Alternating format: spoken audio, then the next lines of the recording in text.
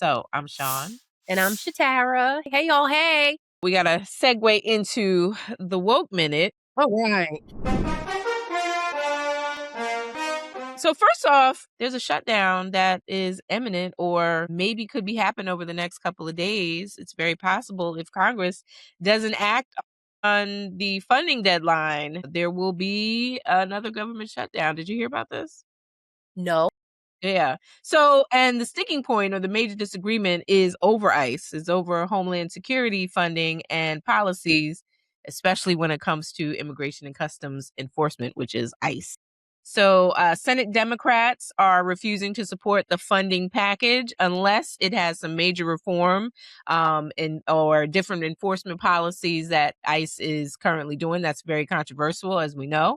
Especially they're looking for some reform with the federal agents, how they're acting when it or getting out here. I mean, we've seen what's happened in Minnesota, and we'll talk about that in a minute. But Republicans are pretty much insisting on keeping the bill as written. So because there is this deadlock, there is a shutdown that may happen. It's not currently in effect, but parts of the government could be closing or at least, ceasing some of their operations after midnight on January 30th. No deal is reached. So lawmakers are racing to pass this appropriation bill before the deadline. So pretty crazy times we live in out here in these streets, man. And yeah, it could or could not. We'll see what happens. I mean, they're going to work toward the deadline. They got like 2 or 3 days, so we'll see. And then we talked about ICE. ICE has been all in the news. We've talked about it. And while I was away out of this country, I now come back and I hear that another person has lost his life at the hands of federal agents. So Jeffrey Pretti was a 37-year-old U.S. citizen, and he was also an IC unit nurse in Minneapolis, Minnesota. He worked at a VA hospital, and from what his friends say, he was the most compassionate, most community-oriented individual that they knew. And so what happened is on January 24th of this year, Pretti was fatally shot by federal agents, including a Border Patrol agent, during an immigration enforcement operation in downtown Minneapolis. I mean, they're out there. They're occupying the streets out there.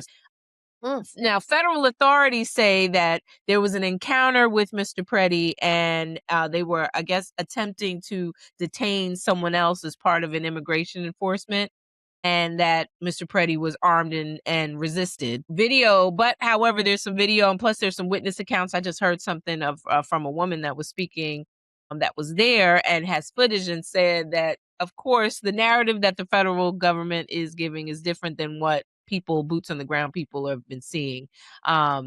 There's also an account that shows that Mr. Pretti was only holding his phone. He did not have a weapon. So clearly he did not pose an immediate threat. So it's crazy times we live in. I don't know. What do you think about all of this? I just think it's, like you said, it's crazy times. This is horrible. It's heartbreaking. It's inhumane. It just feels I'm going to start crying. It just feels like people have a license to kill without cause and not being from somewhere. I don't care. I really don't care if you came here. I don't believe you deserve to just lose your life. I don't care if you crossing the border. I don't believe you, or I don't care if you're standing up for somebody. I don't care if you stand up for what you believe in. Just to know that people are dying, and there's folks driving around in trucks. They were just over here in Teaneck. My husband just told me. He was like, "Did you hear they were in Teaneck yesterday?" And I'm like, "What?" ICE is just taking lives with like no repercussion. And you're telling me now we're going to have a government shutdown because what do they need to pass? What do they need to pass? A law for Homeland Security?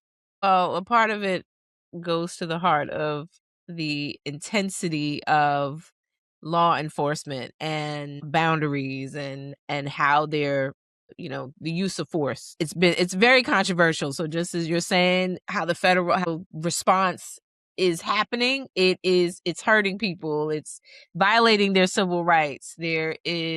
This is the cause for the protests and the backlash, because on the one end, people are saying they're acting in self-defense, and the other end, you have this excessive use of force used to detain people, and I mean, it's taken lives.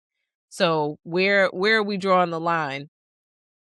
And how do we, as a community, how do we police this? So it's getting really crazy in these streets.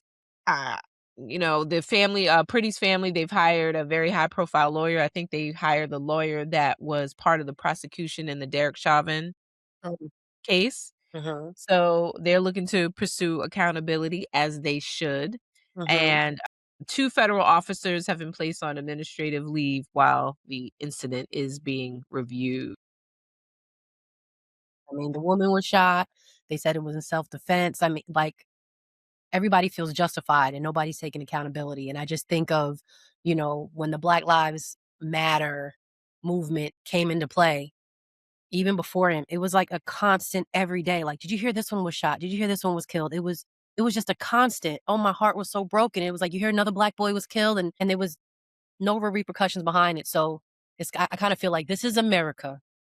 This is like that. I Yeah, feel that. yeah. I feel like this is America. This is America, yeah.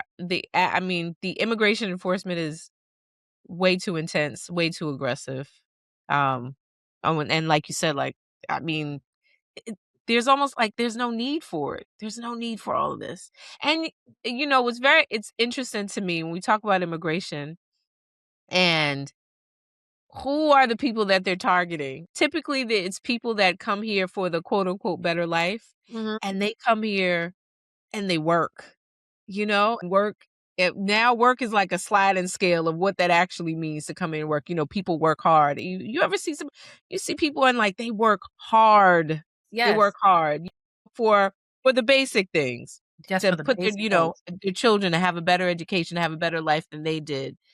Some of not even all of the luxuries of life, but just the simple basics of life just to maintain those things. And go ahead. I'm sorry, to cut you off.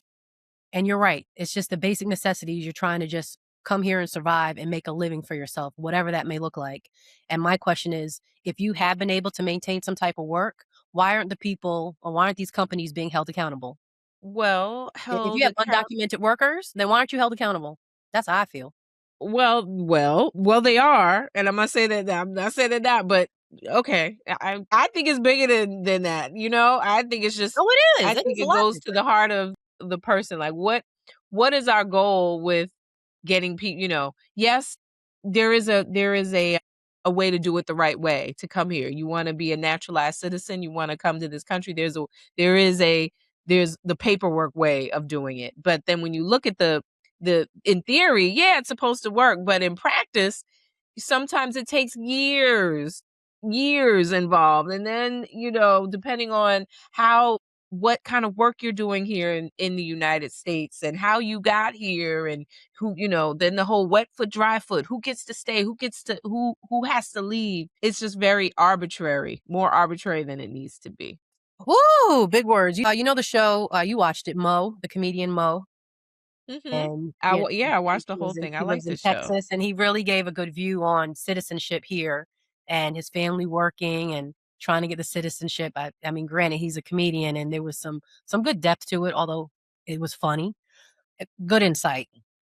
It wasn't easy. So, anywho.